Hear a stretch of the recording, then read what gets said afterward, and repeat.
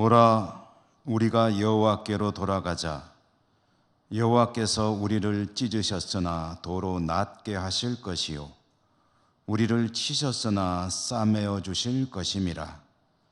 여호와께서 이틀 후에 우리를 살리시며 셋째 날에 우리를 일으키시리니 우리가 그의 앞에서 살리라. 아멘. 자비로우신 하나님 아버지, 거룩한 주님의 날 저희들이 하나님께 나올 수 있음에 감사합니다.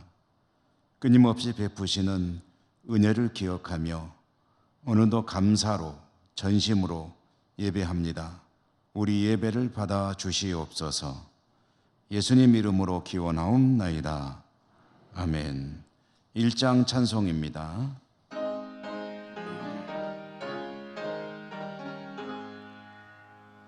만복의 근원 하나님, 온 백성 찬송 드리고 저 천사여 찬송하세. 찬송 성부 성자 성령 아멘.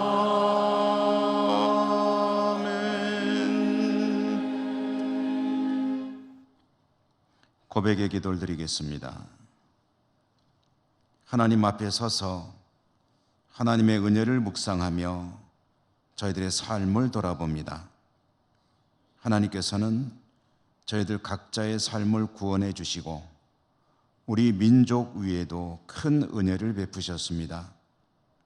6월 호국보훈의 달, 우리에게 베풀어진 하나님의 은혜를 생각하면 우리 각자는, 우리 민족은, 한국교회는 하나님 앞에 어떻게 살아야 될지 생각하게 되고 또 생각할수록 많이 부족하다는 것을 깨닫게 됩니다.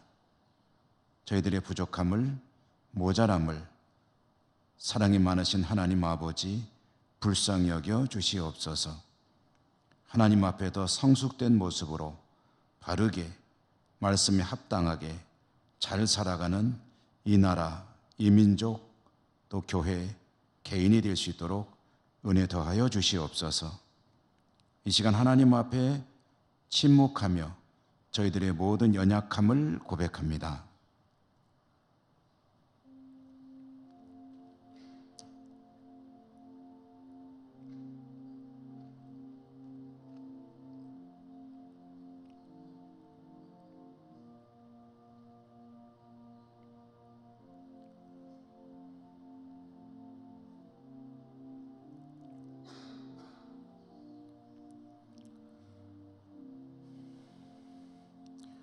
하나님의 사죄의 말씀입니다. 내 이름으로 일컫는 내 백성이 그들의 악한 길에서 떠나 스스로 낮추고 기도하여 내 얼굴을 찾으면 내가 하늘에서 듣고 그들의 죄를 사하고 그들의 땅을 고칠지라.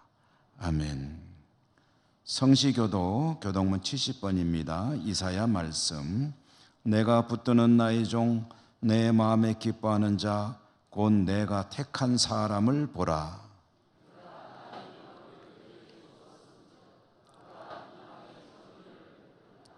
그는 외치지 아니하며 목소리를 높이지 아니하며 그 소리를 거리에 들리게 하지 아니하며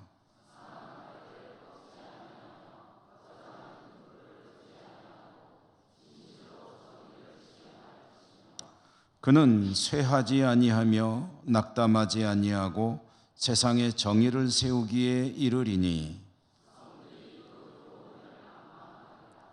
나 여호와가 의로 너를 불렀은즉 내가 네 손을 잡아 너를 보호하며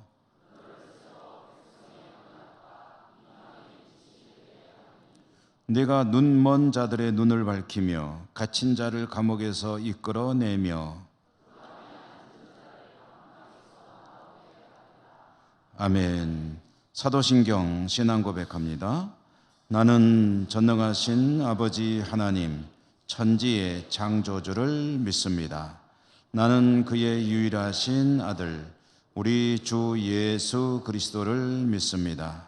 그는 성령으로 잉태되어 동정녀 마리아에게서 나시고 본디오 빌라도에게 고난을 받아 십자가에 못 박혀 죽으시고 장사된 지 사흘 만에 죽은 자 가운데서 다시 살아나셨으며 하늘에 오르시어 전능하신 아버지 하나님 우편에 앉아 계시다가 거기로부터 살아있는 자와 죽은 자를 심판하러 오십니다. 나는 성령을 믿으며 거룩한 공교회와 성도의 교제와 죄를 용서받는 것과 몸의 부활과 영생을 믿습니다. 아멘. 21장 찬송가입니다.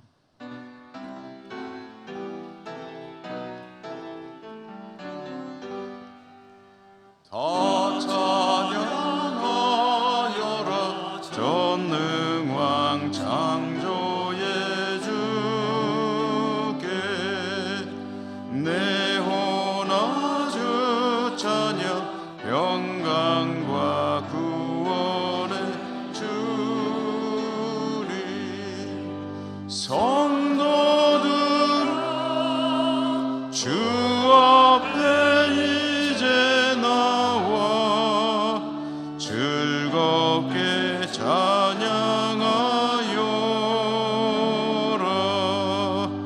다 찬양하여라 놀라운 만유의 주께 포근한 날개 밑을 품어 주시는 성도들 주님의 뜻 안에서 내 소원 다 이루리라 다 찬양하여라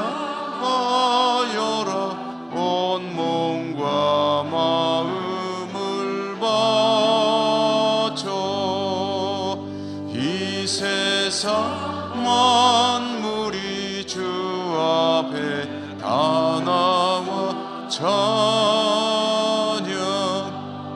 성도들은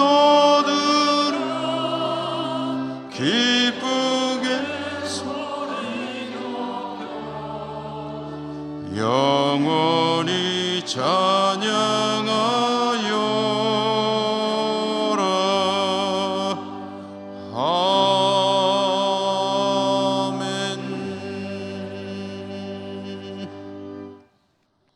최국낙 장로님 기도 인도하시겠습니다.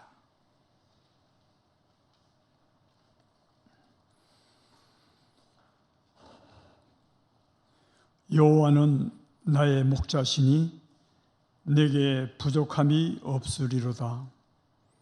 그가 나를 푸른 풀밭에 누이시며 쉴만한 물가로 인도하시는도다.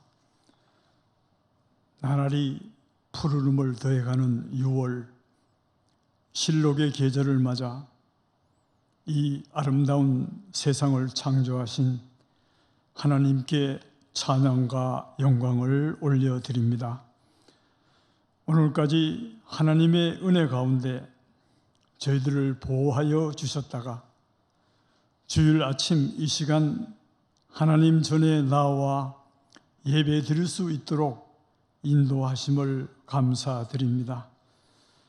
이 시간 저희들이 온 마음을 다해 하나님께 예배 드려올 때 하나님께서 영광 받아 주시고 이 예배를 기쁘게 받아 주옵소서. 자비로우신 주님, 그러나 저희들은 지난 한 주간도 일상을 살아가면서 주님의 교훈을 잊고 바쁘게만 살아갈 때가 많았습니다. 이 시간 저희들을 불쌍히 여겨주시고 저희들의 모든 죄와 허물들을 다 용서하여 주옵소서. 이제부터는 주님의 말씀에 순종하며 바르게 살아갈 수 있도록 더 큰 믿음을 허락하여 주옵소서. 서로 돌아보아 사랑과 선행을 격려하라고 하신 주님, 우리 성도들 중에는 각종 병고로 고통 가운데 힘들어하는 한우들이 있사오니 주님께서 그들을 불쌍히 여겨주시고 그 상처를 치유하여 주사 그 고통에서 건져 주옵소서. 또한 이 세상을 살아가면서 여러 가지 근심과 걱정으로 고민하며 이 시간 주님께 나온 성도들도 있는 줄 아오니 주님 앞에 그 모든 무거운 짐들을 내려놓을 때 주님께서 그 어려운 문제들을 다 해결하여 주사 평안을 얻고 돌아갈 수 있게 하여 주옵소서. 역사를 주관하시는 주님, 수많은 외세의 침략과 고난 가운데서도 지금까지 우리 민족을 지켜주사 현재의 발전된 모습으로 성장시켜 주심을 감사드립니다. 호국의 달 6월을 맞아 우리 민족의 비극이었던 한국 전쟁의 참상을 상기해 볼 때 다시는 이 땅에 전쟁이 일어나지 않도록 하나님께서 우리나라를 굳건히 지켜주시기를 간구합니다. 우리 민족의 평화와 통일을 위해 저희들이 더욱 기도하고 힘을 모을 수 있도록 인도하여 주옵소서. 또한 지금도 세계 곳곳에 내란과 전쟁으로 고귀한 생명들이 희생되고 있사오니 저 우크라이나 땅과 팔레스타인 땅에 어수속히 전쟁을 멈추게 하여 주시고 평화를 되찾게 하여 주옵소서.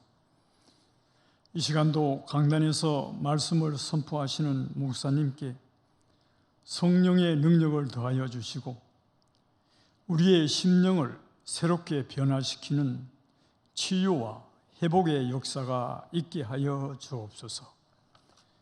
모든 영광을 하나님께 돌려드리오며 평강의 왕으로 이 땅에 오신 예수님 이름 받들어 기도드립니다.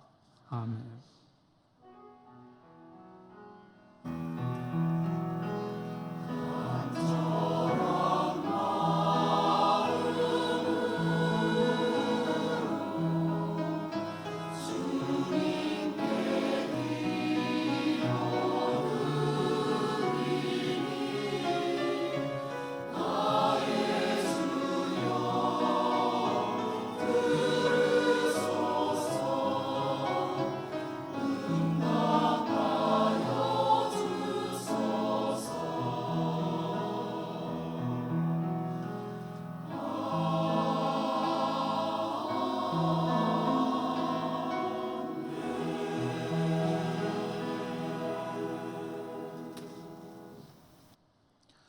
오늘 하나님께서 주시는 말씀을 봉독합니다. 신약성경 사도행전 11장 19절에서 21절까지입니다.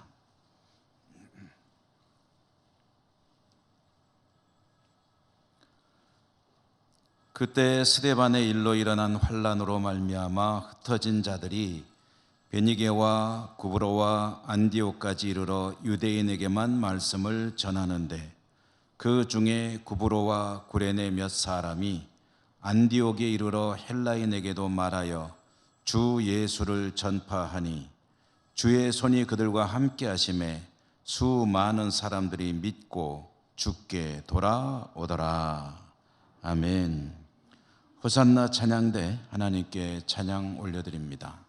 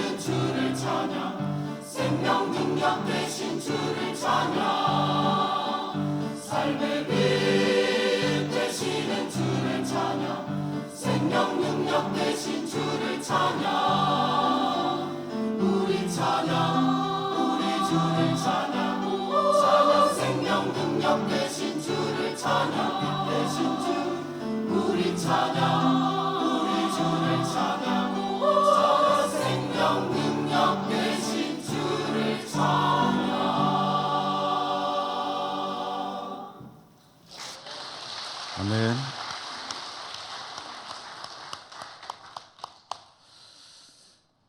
하나님을 예배하는 여러분들을 진심으로 축복합니다. 은혜 풍성하시기를 기원합니다. 오늘 성지라는 제목으로 말씀을 전해드립니다. 성지, 우리말로 하면 거룩한 땅이 되겠죠. 성지 하면은 어떤 단어가 떠오르시나요? 이스라엘, 예루살렘, 그런 지명들이 떠오르겠죠. 지난 2020년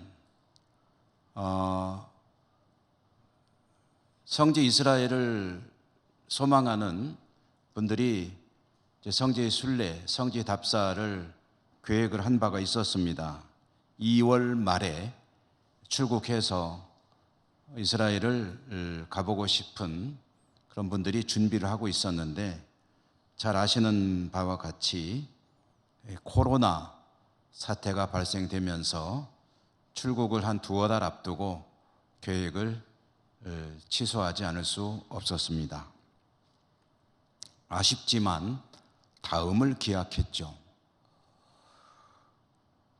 코로나가 어느 정도 진정이 되어서 다시 성지를 가고 싶습니다 하는 분들이 모여서 이제 2024년 2월 말쯤에 출발하기로 준비하며 돈도 걷고 그리고 공부도 하고 기도도 하면서 준비를 했는데, 역시 잘 아시는 바와 같이 이스라엘과 팔레스타인 전쟁이 일어났습니다. 그래서 또 계획이 취소가 됐습니다. 2020년이나 2024년에 성지에 가려고 준비했던 분들 중에는 2번 다 취소된 분도 계십니다. 그런 분들에게는 이게 어느 정도 마음에 좀 더 큰 서운함으로 남아있을 수 있겠죠. 조만간 성지를 사모하는 분들이 더 은혜 가운데 돌아다녀올 수 있는 그런 기회가 있게 되기를 바라는 마음입니다. 여행 좋아하시나요?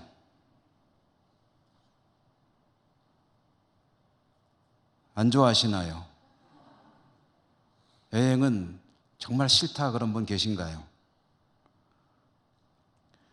여행은 우리에게 새로운 어떤 쉼도 주고 힐링, 그리고 많은 것들을 주는 좋은 그런 일이죠. 새로운 경험도 하게 되고, 그런데 이 성지를 찾는 이들의 목적은 그런 여행과는 조금 다릅니다.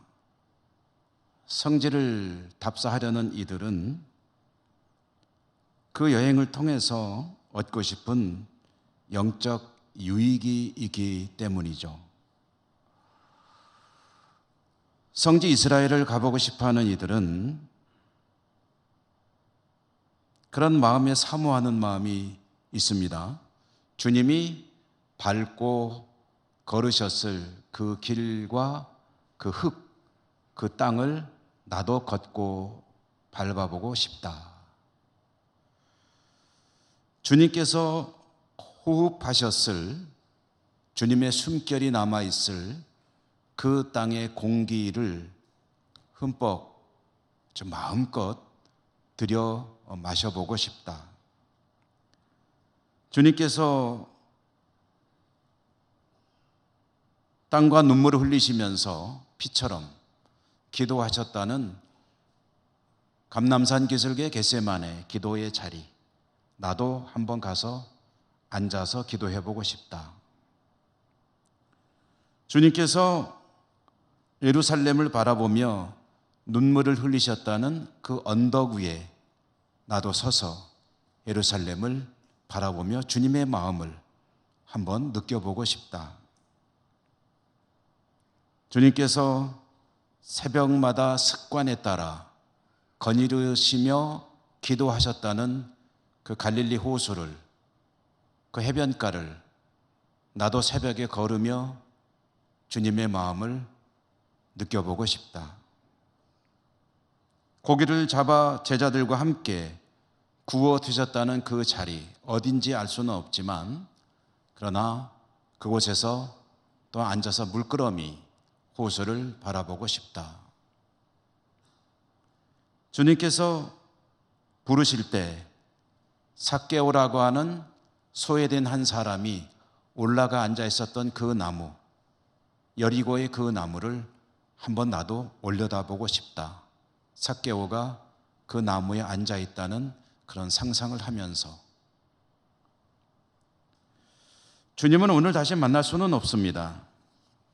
그러나 주님의 흔적들을, 주님의 채취들을, 주님의 모습들을 상상하면서 주님께서 계셨던 그 땅 성지를 경험하고 싶어 하는 것은 주님과 좀 더 친밀해지고 성경을 더 잘 알고 싶은 그런 마음의 소원으로 인한 것이겠죠. 구약의 율법에 의하면 이스라엘 사람들은 1년에 3차례 성전이 있는 예루살렘으로 다녀와야 했습니다. 하나님께서 그렇게 명하셨기 때문입니다. 3번. 쉽지 않은 일입니다. 먼 곳에서 예루살렘까지 거리, 요즘에는 차로 가면 한두 시간이면 다 가는 거리입니다만은 고대 시대에는 며칠을 걸어가야 하는 길이었고 비용도 만만치 않게 드는 그런 일이었습니다. 그런데 1년에 3번 하나님께서 내 백성들은 성전에 와서 나에게 제사를 드려야 한다라고 정하신 이유가 무엇일까? 그것은 하나님의 백성들은 정기적으로 하나님을 만나며 하나님께서 베푸시는 은혜를 잊지 말고 기억하며 하나님의 백성으로서의 자신의 정체성들을 재확인하기를 원하시는 하나님의 마음이었죠. 그러므로 하나님의 백성들이 1년에 3차례 하나님을 만나는 그 자리로 갈 때 그 장소는 성전이었고 그 성전에서 하나님을 만나는 방법은 매개체는 제사였습니다. 그리고 그 성전이 자리 잡고 있는 예루살렘 그 땅은 거룩한 땅, 성지였던 것이죠. 성지는 하나님이 계시는 곳입니다. 하나님께서 그 백성들을 만나시는 곳입니다. 하나님께서 그 백성들에게 은혜를 베푸시는 곳입니다. 하나님의 백성들은 그런 하나님을 기억하며 떠올리며 은혜를 사모하며 율법에 따라서 또는 자의로 시온산 위에 있는 성전을 바라보며 순례길에 나섰고 멀리서 하나님의 전이 보일 때 저 별리비는 나의 시온성이라는 복음성가의 가사처럼 노래를 부르며 하나님을 향해 나아갔습니다. 그것이 시편 노래들입니다. 그런데 이러한 성지 예루살렘 시온산 성전이 있는 그곳, 이 성지의 개념은 신약 성경, 좀 더 정확히 말하면 사도행전의 사건 이후에 의미가 변하게 됩니다. 신약 성경에 의하면 성령 강림하시고 제자들에게 성령이 충만한 이후에 예루살렘에 교회가 처음으로 세워졌고 교회가 세워진 지 얼마 안 되어서 이 교회의 지도자급 인물들과 성도들이 하나님의 성전이 자리 잡고 있는 예루살렘 성지를 떠나서 등을 돌리고 다른 곳으로 자꾸 가기 시작했습니다. 성지를 향해서 오는 것이 아니라 성지를 떠나가기 시작한 하나님의 백성들. 왜 그런 걸까요? 왜 하나님의 백성들이 사모하는 하나님의 임재의 상징과 같은 성지를 등 뒤로 하고 전혀 낯선 이방 땅으로 멀리 떠나가게 된 것일까? 그 겉으로 드러나는 이유는 예루살렘 교회에 혹심한 박해가 다가왔기 때문이었습니다. 주님을 십자가에 못 박아 죽이고 주님을 따르는 인물들을 말살하려는 유대인 종교 지도자들, 이 무서운 사람들은 사울이라고 하는 인물을 내세워서 예루살렘 교회를 압박하기 시작했습니다. 피바람이 불어왔습니다. 스데반이라고 하는 신실한 하나님의 사람이 목숨을 잃었습니다. 그들은 그야말로 무지막지한 폭력을 교회를 향해서 휘두르며 행사했습니다. 이로 인해서 예루살렘 교회 성도들은 교회를 떠나서 먼 곳으로 떠날 수밖에 없었다는 것이죠. 중요한 사도들과 교회에 꼭 있어야 되는 인물들 외에 대부분의 성도들은, 그리고 교회 지도자들은 예루살렘을 떠나서 여러 곳으로 흩어져 갔습니다. 성도들이 예루살렘을 떠난 이유가 이 박해에 있는 것으로 겉으로 보면은 그렇게 생각이 되지만 사실은 좀 더 근본적인 이유가 있는데, 그것은 주님의 말씀 속에 들어 있습니다. 박해의 원인이 될 수도 있을 것이고요. 시간을 조금 거슬러 올라가면 예루살렘 교회에 박해가 임한 것으로부터 조금만 더 거슬러 올라가 보면 주님께서 십자가에 죽으시고 부활하신 후에 제자들과 함께 지낸 기간이 40일이었다고 성경이 전해줍니다. 주님은 40일간 제자들과 함께 머물면서 승천하시기 전에 하나님의 나라에 대해서 제자들에게 열심히 가르치셨습니다. 이 정도 되면 제자들은 주님의 마음을 잘 알고 주님의 나라에 대해서 이해를 하고 주님께서 원하시는 것들을 추구하는 삶을 살았으면 참 좋았을 텐데, 제자들은 아직 그 수준에 이르지 못했습니다. 그래서 이때까지도 그들이 기대하는 메시아의 모습은 정치적인 메시아, 다윗의 후손이라는 이름에 걸맞는 다윗과 같은 위대한 정치인을 메시아의 모습으로 기억하고 기대하고 있었던 것이죠. 그들은 주님에게 질문했습니다. 주님은 하나님의 나라를 열심히 가르치시는데 제자들은 주님에게 이렇게 질문을 합니다. 주님, 이제는 때가 된 것입니까? 이스라엘 나라를 독립시킬 때가 되신 것입니까? 이제는 드디어 그 일을 하실 것입니까? 그러자 주님은 이렇게 대답하셨죠. 이스라엘 나라가 독립하는 일과 같은 이 땅의 역사적인 일들은 하늘에 계신 아버지께서 하실 것이다. 그리고 그것은 전적으로 아버지의 뜻 안에 있는 것이다. 그러므로 나도 모른다. 이스라엘의 독립과 같은 그런 땅 위의 사건들은 어떻게 될지 우리는 아무도 모르기 때문에 너희들도 그 일에 대해서는 궁금할 필요 없다. 다만 너희들에게 주어진 하나님의 사명이 있으니 이 사명을 감당해야 할 것이다 라고 하시며 주님께서 하신 말씀이 있죠.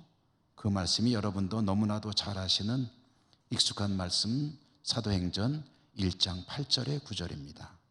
사도행전 1장 8절은 제자들의 이런 질문에 대해서 주님께서 대답으로 주신 말씀인데요. 잘 아시죠?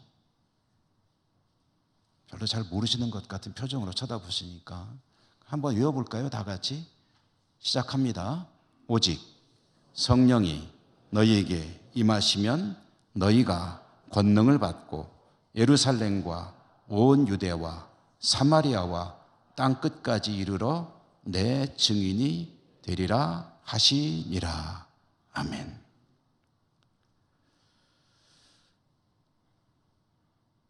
우리나라 독립하는 겁니까? 라는 현실적인 질문을 하는 제자들에게 주님께서 하신 말씀은 성령이 임하실 것이요 너희는 권능을 받게 될 것이요 이제 너희들이 힘써야 할 일은 예루살렘 그 너머 유대 그 너머 사마리아 그 너머 땅끝에 이르기까지 복음의 증인으로 사는 일이야 라고 대답을 하셨다는 거죠. 이 말씀은 그대로 이루어졌죠. 주님 승천하시고 얼마 되지 않아서 그 얼마가 며칠인지 궁금하신 분들을 위해서 잠시 말씀드리면 기름은 열흘입니다. 그렇게 길지 않은 기간이 지났을 때 성령님이 제자들에게 임하셨습니다. 제자들은 성령이 충만했습니다. 나아가서 복음을 선포했습니다. 수많은 사람들이 회개하고 주님에게 돌아왔습니다. 그들에 의해서 예루살렘의 최초의 교회가 세워졌습니다. 세워진 교회는 이제 이스라엘 나라의 독립과 같은 일을 관심을 두는 것이 주 목적이 아니고, 이 교회는 땅 끝까지 이르러 복음의 증인으로 살아야 될 사명을 부여받은 사람들의 모임이었습니다. 그러므로 그들은 예루살렘에만 머물러 있으면 안 됩니다.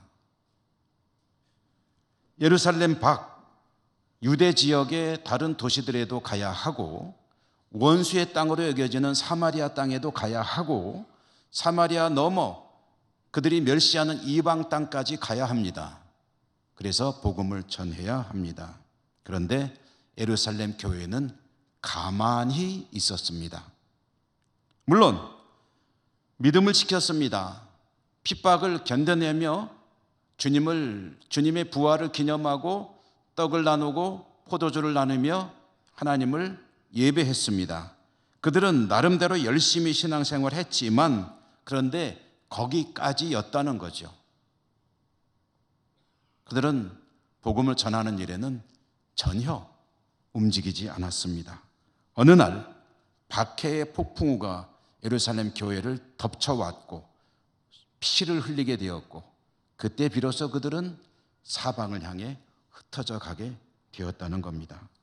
오늘 우리가 받은 이 말씀이 그 예루살렘 교회에 박해가 임하는 그 상황과 이어지는 이야기를 전해주는 말씀인데요, 좀 짧게 읽었습니다만은 그 상황을 오늘 말씀을 통해서 우리가 알 수 있습니다. 그래서 19절 말씀을 다시 한번 보시면은요, 19절. 그때 스데반의 일로 일어난 환난으로 말미암아 라는 저 첫 번째 줄에 있는 저 말씀이 그 이야기 아닙니까? 그때에 예루살렘 교회에 박해가 일어났을 때에 스데반이 죽었고, 그런 환난으로 말미암아 어떤 일이 벌어집니까? 흩어진 자들이, 그렇게 해서 예루살렘의 성도들이 흩어지게 됩니다. 그래서 어디로 가느냐? 베니게와 구브로와 안디옥까지 이르렀다. 그래서 유대인들에게 복음을 전했다라는 거죠. 베니게라는 이 지명은 오늘날 우리들이 알고 있는 그런 영어식 발음으로 바꿔본다면 페니키아가 됩니다. 페니키아. 지금의 레바논이라고 하는 나라가 자리 잡고 있는 땅입니다. 이스라엘 바로 인접해 있는 북쪽에 있는 나라죠. 레바논. 구브로, 키프로스라고도 하고 또 사이프러스라고도 하는 지중해에 있는 커다란 섬을 말합니다. 그리고 안디옥은 오늘날에도 안디옥이라고 부르는 유서 깊은 그 도시 시리아 안디옥을 말합니다.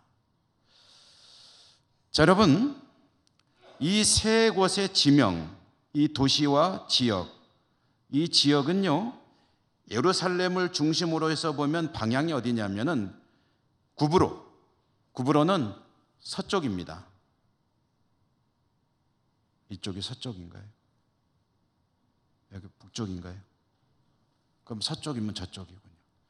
예루살렘을 중심으로 서쪽이 지중해이고, 그리고 지중해 한가운데 구브로라고 하는 섬이 있다는 거죠. 베니게는 좀 전에 말씀드렸지만 이스라엘의 북쪽에 있는 나라인데, 정밀하게 한다면 약간 서북쪽이라고 하면 될 것입니다. 왜 서북쪽이라는 걸 굳이 밝히느냐? 안디옥은 동북쪽이기 때문입니다. 그러니까 예루살렘을 중심으로 사람들이 흩어지는데 이쪽으로도 가고 이쪽으로도 가고 이쪽으로도 가고, 무슨 춤추는 것 같네요, 그죠? 이쪽으로 가고 이쪽으로 가고 이쪽으로 가고, 이렇게 갔다는 얘기가 뭐냐 하면 사방으로 흩어졌다는 거예요. 어느 쪽 한쪽으로 몰린 것이 아니라 여러 곳으로 예루살렘 교회 성도들이 흩어져 갔는데, 그들이 가는 곳마다 복음을 전했고 많은 사람들이 복음을 받아들이게 되었고, 그래서 교회들이 세워졌는데 그 중에 중요한 한 교회가 어디냐면 안디옥 교회였다라는 겁니다. 그러니까 그들이 왜 흩어졌느냐? 밖에는 겉으로 드러난 원인이지만 속에 들어있는 근본적인 이유는 주님께서 그들을 흩어놓으셨다라는 거죠. 왜요? 가면서 어디든 가서 복음을 전해야 하기 때문이었습니다. 여러분, 그 안디옥 교회가요, 성경적으로 또 선교적으로 너무나도 유명한 중요한 교회입니다. 안디옥 교회에서 처음으로 사울과 바나바라고 하는 교회 지도자가 선교사로 파송이 되었습니다. 사울을 중심으로 이루어진 이 사울이 바울이죠. 이 선교가 1차, 2차, 3차를 거쳐 진행이 되면서 소아시아, 지금의 터키, 튀르키예, 터키와 그 터키를 넘어서 유럽, 그리스 지역, 그리고 로마, 그리고 그보다 더 먼 지역까지 복음이 전해지게 되었고, 이렇게 복음이 점점 전 세계를 향해서 전파되면서 유럽이 복음화되고, 북아프리카가 복음화가 되고, 또 동유럽과 러시아가 복음화가 되고, 이렇게 복음이 편만해지면서 주님을 믿고 살던 사람들 중에 종교의 자유를 찾아서 박해를 피해 대서양을 건너서 신대륙, 미국까지 간 사람들이 있었고, 미국 땅이 복음의 땅이 되고, 그 복음의 땅에서 동방의 고요한 아침의 나라 조선으로 선교사를 파송했죠. 그래서 1885년에 최초로 개신교 선교사 2사람이 제물포항을 통해서 우리나라에 입국하였고, 그렇게 해서 우리나라의 대한제국 말기 위기의 상황 속에서 선교사들은 이 나라를 위해서 정말 큰 일을 하면서 학교를 세우고 병원을 세우고 복음을 전파하면서 나라를 위해서 정말 어마어마한 기여를 하였고, 그들이 세운 학교에서 민족의 지도자들이 배출이 되었고, 초대 대통령 이승만 대통령도 그렇게 세워진 학교 출신이고, 개화기의 선각자들은 거의 대부분 이 교회들 출신이었습니다. 이 학교들 기독교인들이었고, 우리 경북 북부 지역에는 저 부산을 통해서 미국 남장로의 선교사들이 들어와 가지고 복음을 전하고, 그들이 대구에 이르러서 복음을 전하고, 낙동강을 타고 쭉 거슬러 올라와서 상주를 지나고 의성을 지나고 평양에 이르러서 복음을 전하고, 그리고 우리 예천 땅을 지나서 안동에 이르러서 복음을 전하면서 복음의 씨앗을 뿌릴 때, 그때 우리 조상들이 그 복음을 받아들이고 믿음을 가지게 되고 자손들에게 주님을 믿고 살 것을 철저하게 투철하게 가르치고, 그래서 오늘날 이 예천에 우리 예천교회도 세워지고, 그리고 우리가 지금 믿음으로 하나님을 예배하고 있는 것입니다. 그 시작이 안디옥부터 시작이 된 거예요. 여러분, 저나 여러분이 주 예수 그리스도를 믿고 살아가는 일이 얼마나 놀라운 기적과 같은 일인가를 제가 설교 중에 몇 차례 이야기한 적이 있지만 오늘 한 번 더 생각해 보십시다.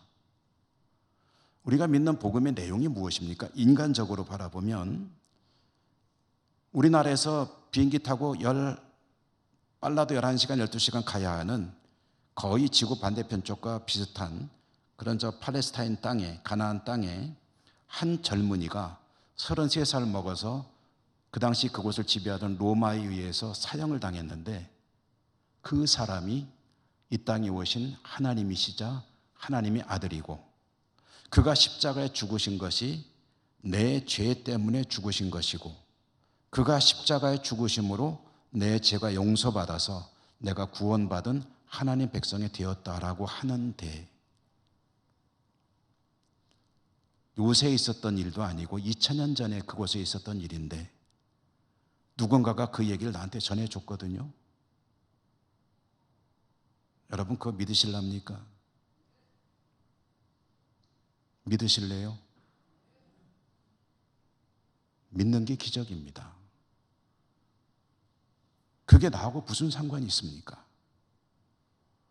그런데 우리는 그 사실을 조금도 의심하지 않고 믿고 그 하나님 앞에 믿음으로 살려고 얼마나 애를 쓰고 있습니까? 믿음 자체가 기적입니다.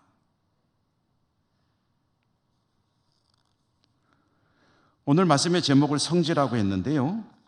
성지의 의미에 대해서 서두에 말씀드렸습니다마는 성지는 주님이 계시는 곳이다. 그래서 구약적인 개념으로 보면은 예루살렘이 성지였습니다. 그러나 성령이 임하신 이후에 성지의 의미는 변했습니다. 오늘날은 예루살렘이 성지가 아닙니다. 예루살렘은 성경의 배경이 되는 땅이요, 여러 가지 역사적으로, 문화적으로, 지리적으로 성경을 이해하기에 큰 도움을 주는 땅인 것은 틀림없지만, 그러나 성지라는, 제가 오늘 여러분과 함께 생각해 보고자 하는 이 주제와 연관시켜서 본다면 예루살렘이 성지가 아니에요. 오늘날 우리들에게 성지는 하나님께서 그 백성들과 함께 계시면서 은혜를 베푸시며 그들에게 구원의 역사를 이루어가는 그 자리가 바로 성지입니다. 그곳이 거룩한 땅입니다. 하나님이 그 백성과 함께 계시는 그곳이 바로 하나님의 뜻이 이루어지는 거룩한 땅 성지라는 것이죠.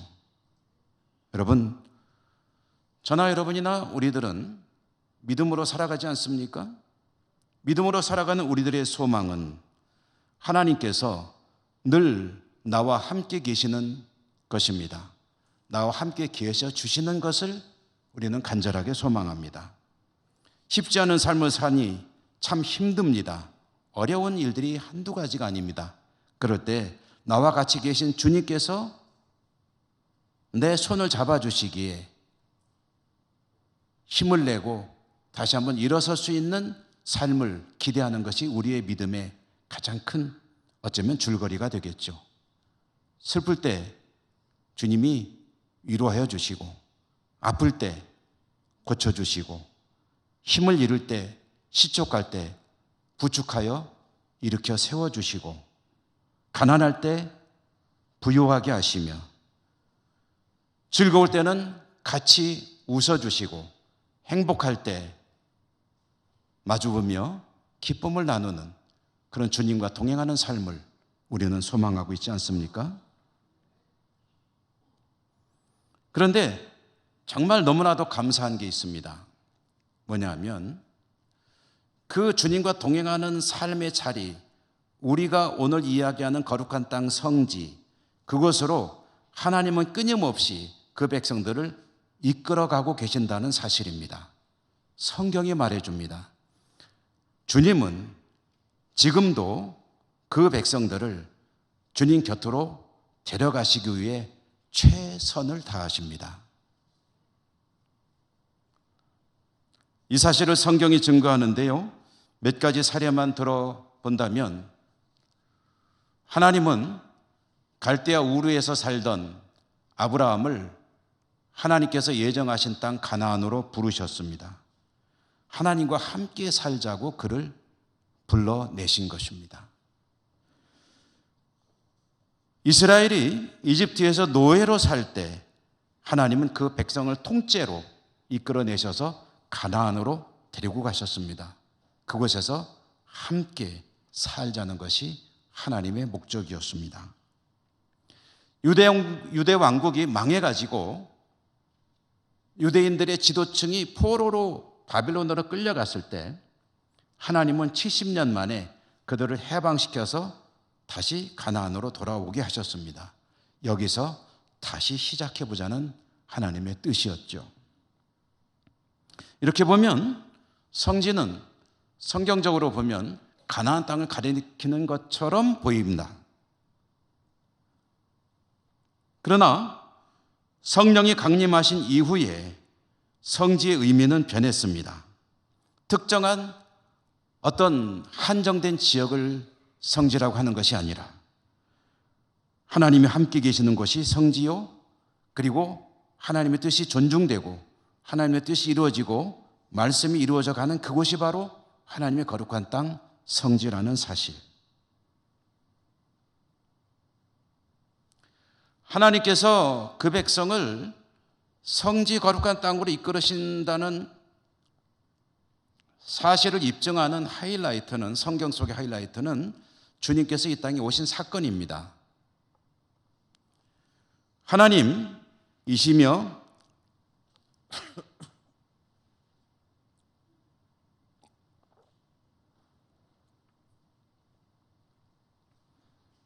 하나님의 아들이 이 땅에 오셔서 십자가에 죽으셨습니다. 왜 그러셨죠? 죄 가운데 살아가고 있는 이 땅의 모든 백성들을 하나님 백성으로, 하나님과 더불어 함께 사는 백성들로 구원해내시기 위해서 그 일을 하신 것이고, 이것이 바로 하나님께서 그 백성을 지금도 곁으로 끌어들이고 계시다는 사실을 보여주는 가장 하이라이트와 같은 사건이라는 것이죠. 주님 승천하신 이후에 성령님 강림하시고, 성령님은 지금도 그 백성들을 찾고 계십니다. 삼위일체 하나님은 이 땅의 모든 사람들을 거룩한 땅, 하나님의 땅으로 이끌어 가시기 위해 지금도 일하고 계십니다. 그러므로 저나 여러분, 우리들이 하나님의 뜻에 정직하고 합당하게 바르게 순종하며 그 뜻 가운데 살아간다면 여러분, 그 자리가 바로 하나님께서 함께 계시는 거룩한 땅 성지라는 것을 꼭 기억하시기 바랍니다. 예루살렘 교회에 박해로 흩어져 있던 성도들, 그들이 간 땅은 예루살렘 성전과는 아무 상관도 없이 수천리 수만리가 떨어진 이방 땅, 낯선 땅이었습니다. 그러나 그곳에서 성도들이 믿음을 따라서, 주님의 말씀에 따라서, 성령님의 인도하심에 따라서 교회를 세우고 그리고 주의 뜻을 이루어갈 때 많은 사람들이 주께 돌아오고 그 자리가 바로 새로운 성지, 복음의 근원지가 되었습니다. 그리고 오늘까지 그 이름이 전해지며 하나님의 영광을 드러내고 있습니다. 안디옥 교회.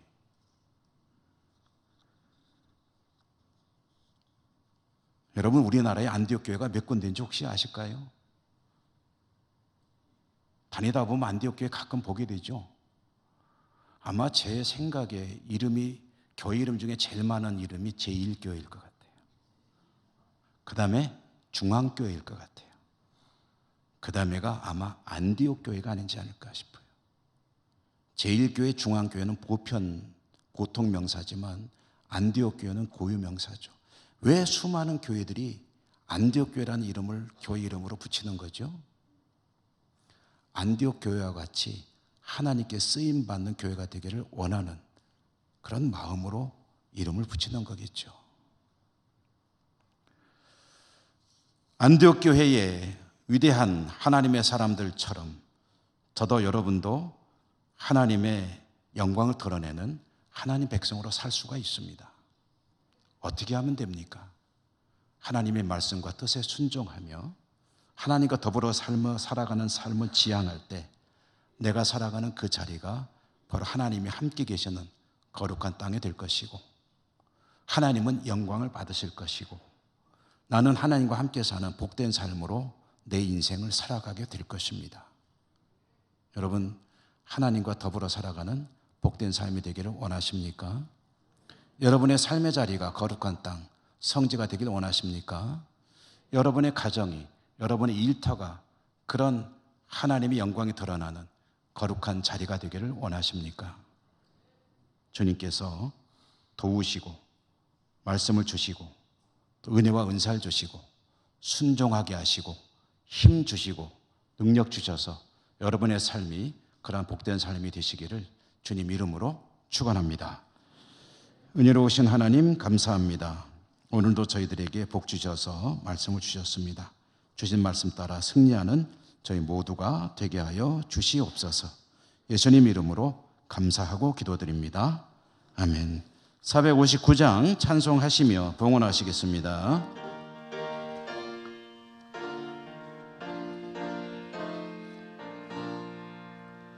누가 주를 따라 섬기려는가 누가 죄를 따라 주만 따를까 누가 주를 섬겨 남을 구할까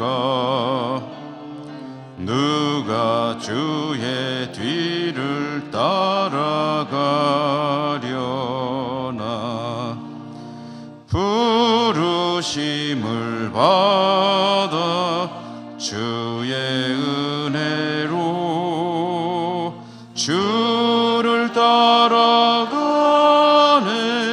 주만 따르네 세상 영광 위에 다름 아니요 그 신사랑이네 주만 따르고 주가 내려주신 은혜 힘입어 주의 뒤를 따라 힘써 일하네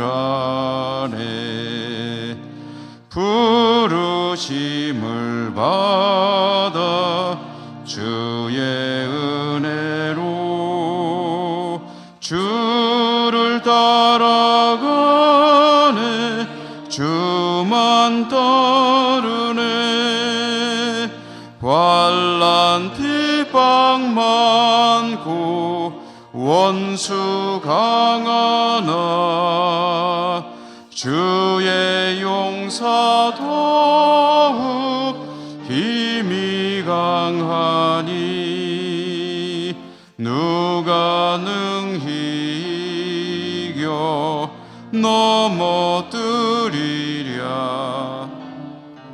변함없는 진리 승리하리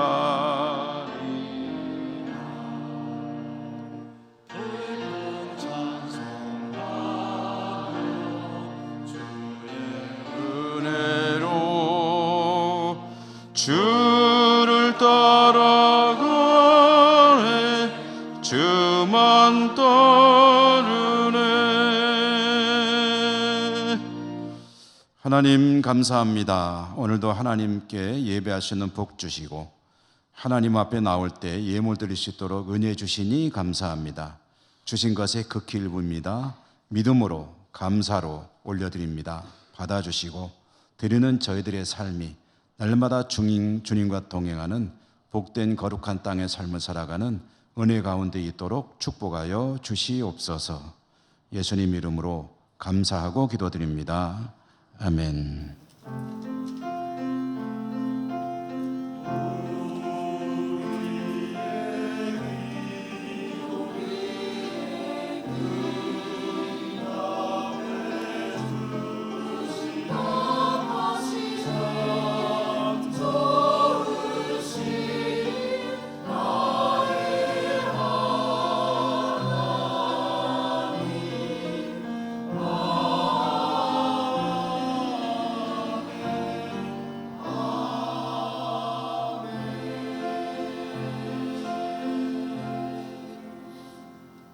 교회 소식입니다. 원래회 2부 예배 후에 있을 원래회 바울회는 살로몰에서 모입니다. 1권사회는 세미나실입니다.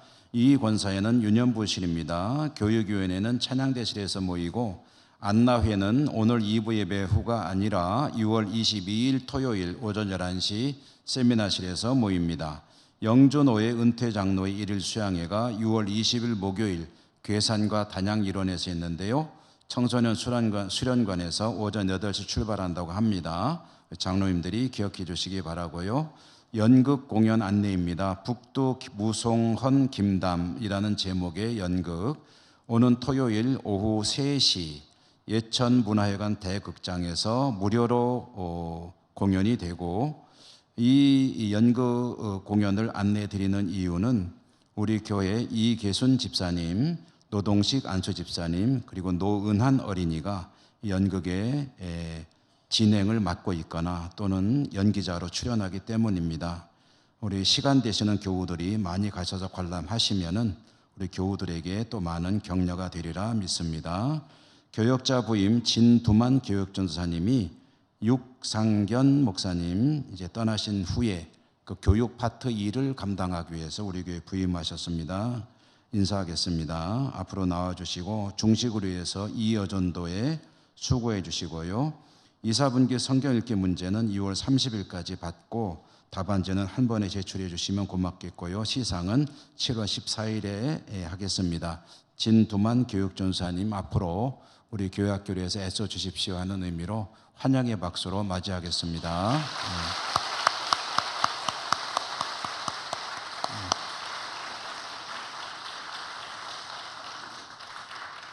교우 동정입니다. 영주노예교회학교 아동교연합회 20년 근속배로 정계숙 권사님 표창 받으셨고요. 또 우리 윤훈식 집사님과 김순아 권사님 가정에서는 윤훈식 농가 쌈밥의 구미에 또 개업을 하셨다는 소식, 제가 듣기로는 15번째로 하셨다고 하는데 날로 발전하는 것 같습니다. 또 안두식 은퇴장로님께서 좀 좋지 않으 몸이 좀 안 좋으셔서 이제 안동병원에 입원 치료 중에 계십니다. 여러분 많은 기도 부탁드립니다. 곁에 계신 분들하고 인사하며 일어나겠습니다. 사랑합니다. 축복합니다.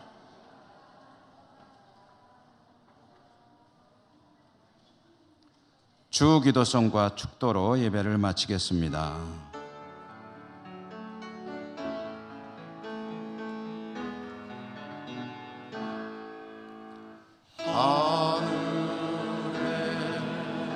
계신 아버지 이름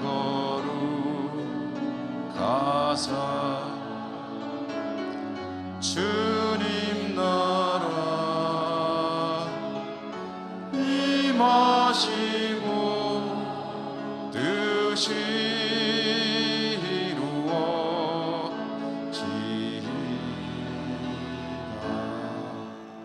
일용할 양식 주시고 우리들의 근죄 다 용서하옵시고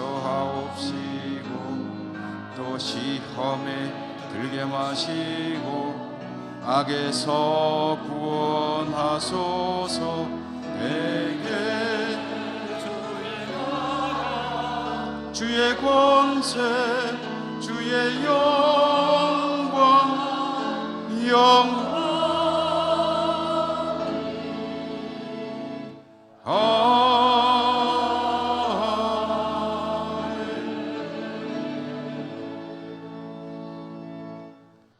사랑의 하나님, 주의 백성들이 오늘도 하나님을 예배하고 다시 삶의 자리로 나갑니다. 어디를 가든지 저들이 사는 그곳이 하나님의 거룩한 땅 성지가 되게 하시고 은혜 풍성을 누리며 살아갈 수 있도록 축복하여 주옵소서. 여러 곳에 흩어져 살아가는 우리 사랑하는 가족들에게도 하나님이 축복하여 주시옵소서. 예수님 이름으로 감사하고 기도드립니다. 아멘. 주 예수 그리스도의 은혜와 하나님 사랑과 성령님 교통하심이 주의 백성들 머리머리 위에와 저들의 모든 삶의 자리 위에 항상 함께 하시옵기를 축원하옵나이다. 아멘.